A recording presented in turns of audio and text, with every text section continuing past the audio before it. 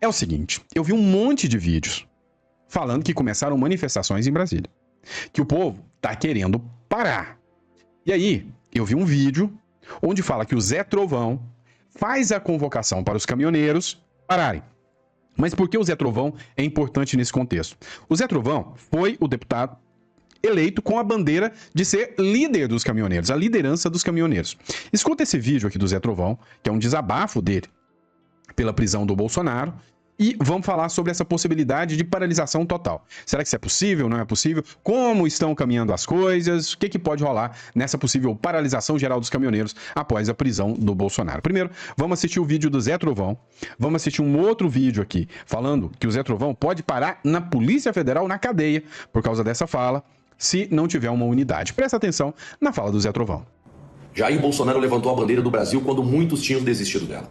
Foi a voz de milhões de brasileiros que estavam cansados de corrupção, cansados de ver o Brasil ser saqueado, cansados de assistir ao projeto de poder da esquerda para destruir o Brasil. A prisão de Bolsonaro hoje é mais uma tentativa de calar um homem que enfrentou o sistema. Mas eu garanto, eles jamais vão conseguir calar tudo o que ele despertou, o amor pela pátria e o valor inegociável da liberdade. Seguem cada vez mais forte em cada um de nós. Somos a voz de um Brasil que tem coragem, somos aqueles que não se intimidam, somos aqueles que não se vendem, somos aqueles que não se dobram. E pode ter certeza, somos muitos, somos Bolsonaro. Tá, este vídeo está sendo considerado, né, uma convocação de paralisação. Tá? Então, embora ele não tenha utilizado em momento algum, né, o termo, né, embora ele não tenha dito com todas as palavras, isso está sendo encarado como um pedido de paralisação. Agora, veja só o que o Alexandre Carvalho falou sobre esse caso. Urgente, paralisação dos caminhoneiros. Esse vídeo eu faço em nome do povo brasileiro. Só um contexto. Ele está de frente da sede da Polícia Federal num domingo à noite, enquanto apoiadores fazem trilha. E quero explicar inicialmente por quê. Nenhuma ação feita agora pode ser feita individualmente por algum parlamentar. Aquele que se levantar só, com certeza, vai vir para cá, para a Polícia Federal e será preso pelo ditador Alexandre de Moraes. Então por isso eu venho nesse vídeo e peço que vocês compartilhem esse vídeo com todo mundo. Baixa na sua rede, compartilha no seu canal. Façam o que quiserem no meu vídeo, só não editem. Não admito que editem. Eu venho aqui pedir ao senador Flávio Bolsonaro que o senhor assuma como líder este momento.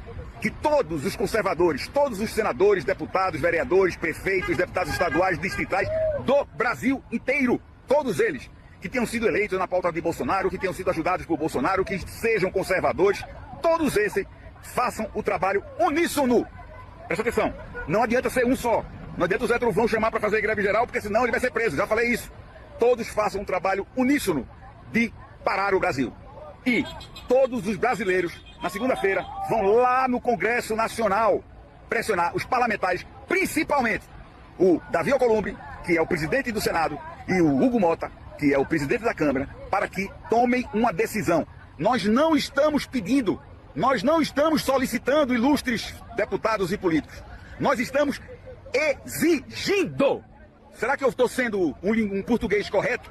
Não é uma solicitação, não é um pleito. Nós, como povo brasileiro, estamos exigindo que vocês, como políticos, que vocês, como parlamentares, façam uma ação uníssona, coordenada pelo senador Flávio Bolsonaro. A ação tem que ser sábia, inteligente, coordenada, planejada e com sincronicidade. Mas que o Brasil vire uma página negra, podre da sua história. Uma história que me envergonha como brasileiro. Que não é esse país que eu vou deixar para os meus filhos e os meus netos. Podem ter certeza disso. O povo brasileiro não quer isso para o Brasil.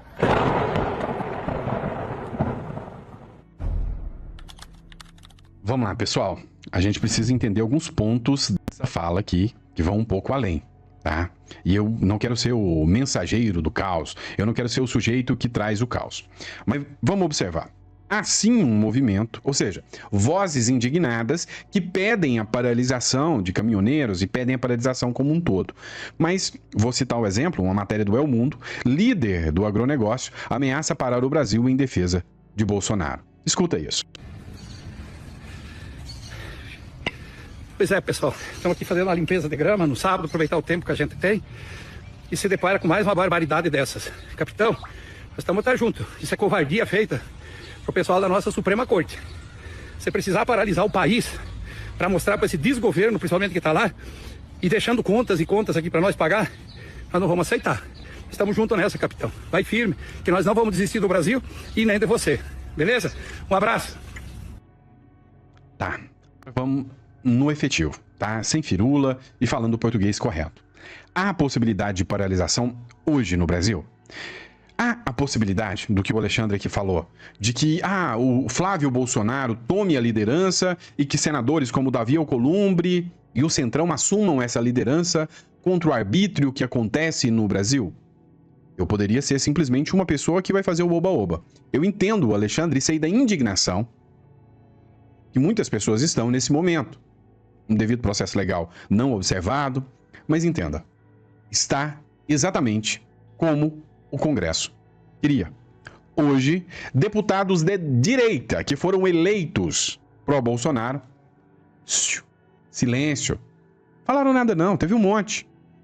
Teve candidatos, ou melhor, figuras, aliados do Bolsonaro, que tiveram a pachorra de dar entrevista pro pessoal do Metrópolis, dizendo que com a ação e o vídeo do Bolsonaro na tornozeleira eletrônica, violando, tirou o Bolsonaro do páreo, inviabilizaram a anistia.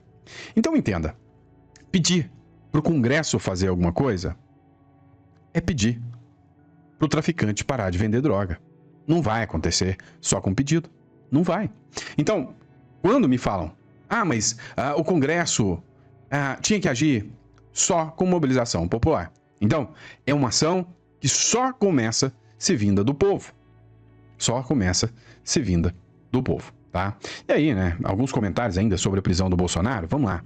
O Paulo, seu perfil, né? Paulo Alceu, desculpa, fez o comentário sobre a prisão do Bolsonaro. A questão não está em gostar ou não do Bolsonaro, de apoiar ou não, mas no que se transformou a Justiça Suprema do nosso país. Não há limites. É esse o ponto. E é isso que compromete de fato o Brasil. A prisão de Bolsonaro já estava escrita desde a anulação das provas de corrupção contra Lula, revelando, na verdade, a construção de um golpe, golpeando inclusive a Constituição. E, em nome da propalada democracia, agrediram e agridem a própria democracia. E, para sustentar essa narrativa, sacrificaram centenas de brasileiros que se transformaram de vândalos em golpistas, enquanto do outro lado libertavam corruptos confessos. E de lá para cá o sistema se aparelhou. De nada adiantam contestações jurídicas embasadas. A missão é prender Bolsonaro e a missão será cumprida, mesmo criminalizando vigília religiosa e desqualificando os policiais em guarda permanente no condomínio do ex-presidente. As anomalias, do ponto de vista, inclusive do processo penal, prosseguem. E não irão parar. Não irão parar enquanto não forem estabelecidos limites.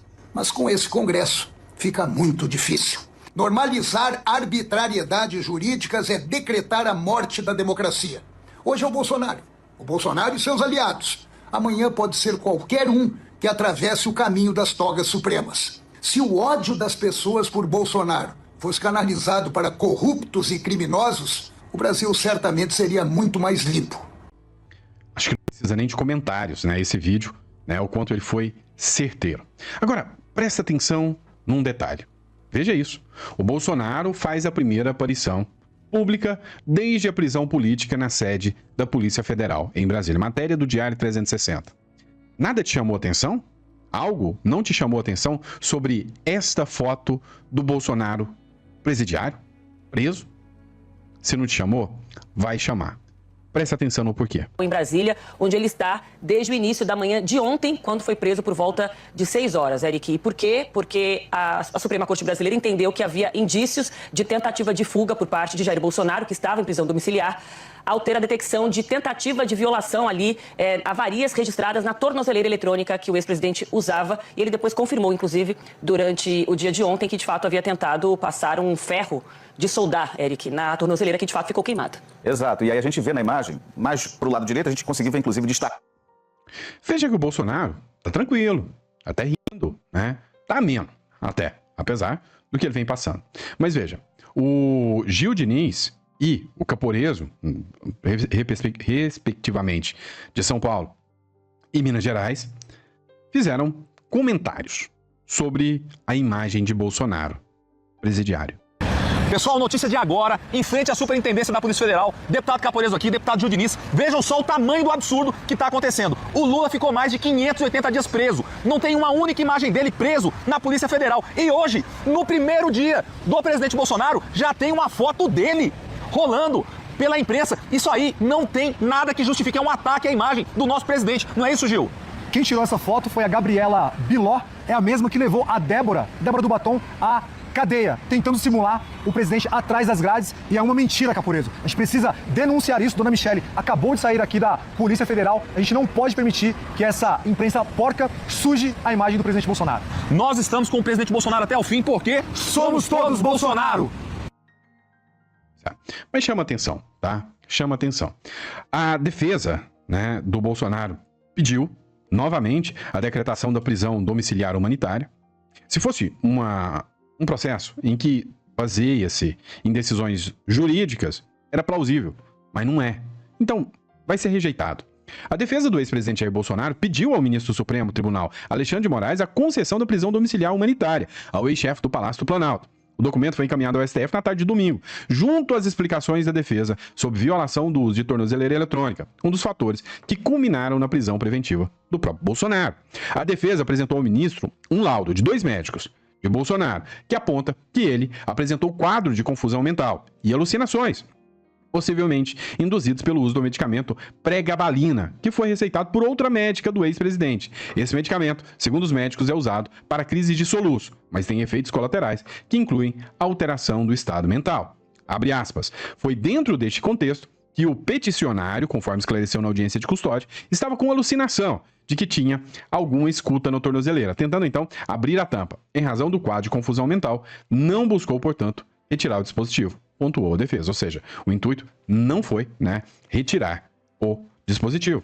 Agora, é necessário informar também que médicos confirmaram a alucinação por remédios e atualizaram, inclusive, o estado de saúde do Bolsonaro. Ou seja, sim, o medicamento que ele estava tomando, devidamente comprovado, autorizado, receitado por uma médica, causa confusão mental. Então nós estamos diante de uma situação onde um idoso, debilitado física e mentalmente, é levado para a cadeia no meio, né, de uma questão midiática sem precedentes. E aí, a gente sabe muito bem do porquê disso, né? Às vezes até alguma espécie de cortina de fumaça.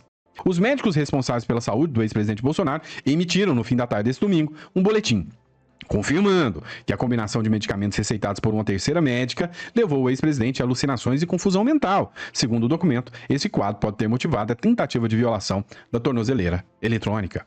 Não havia qualquer indício de possível fuga do Bolsonaro. De acordo com o boletim, Bolsonaro relatou ter passado mal após usar um remédio, pregabalina, que, em interação com clorpromazina e gabapentina, medicamentos que utiliza para tratar crises de soluços, pode provocar alterações do estado mental, além de efeitos colaterais, como desorientação e falta de coordenação. A equipe médica reajustou a medicação e Bolsonaro está estável clinicamente, tendo passado a noite sem intercorrência. O boletim é assinado pelos doutores Cláudio Birolini e Leandro Echenique. Agora, a pergunta que fica é, seria, neste caso, Alexandre de Moraes negacionista para confrontar o laudo médico de uma médica, dos médicos do Bolsonaro? Ou seja, nada de reconhecer a ciência aqui? Difícil, né? Mas vamos lá. Mudando de assunto agora, a Ana Paula Henkel comentou a fragmentação da direita no Brasil e afirma que uma certa direita engomadinha e acadêmica fez lobby pela aprovação do Flávio Dino. E ela disse que tem provas de nomes da dita direita que estavam lá torcendo e ajudando o Flávio Dino. Inclusive, a gente acabou de ver agora que o André Mendonça já disse que vai fazer de tudo pro Jorge Messias ir para o STF. Dá uma olhada no que ela fala aqui. Vocês estavam falando sobre as elites, né? As elites que não estão fazendo parte do debate, das soluções, dos questionamentos, até do incômodo, né? Impressionante como nem o incômodo elas fazem parte. Só que existe também, dentro dessa palavra elite, a direita é uma direita acadêmica, muito estranha, porque eu tenho provas de que essa direita acadêmica, por exemplo, ela fez lobby para o Flávio Dino no Supremo Tribunal Federal. Acreditem se quiser, eu tenho provas. Não acho, ninguém me contou, não. Eu tenho provas.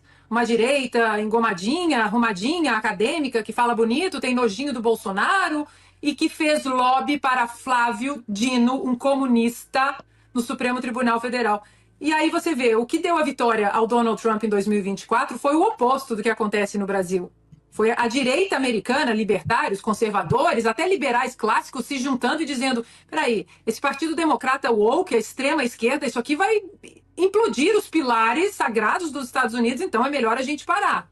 E no Brasil a gente vê o movimento oposto. Tudo que o presidente Bolsonaro está passando e parte da direita no Brasil, essa acadêmica, né, fazendo lobby para Flávio Dino, outra parte minando parte da direita, vai ficar complicado. Não quero ser injusto, mas entre um dos nomes que ela está citando aqui, vai um Sérgio Moro aí, tá? Nós vamos falar sobre isso aqui também, tá? É o seguinte, outro ponto importante, Ramagem. Ramagem diz que, lógico, que não ia ficar no Brasil para poder ser preso. A fuga do Ramagem, a ordem de prisão do Ramagem, só mostra um passo mais grave de um Brasil que vem se perdendo em falta de democracia.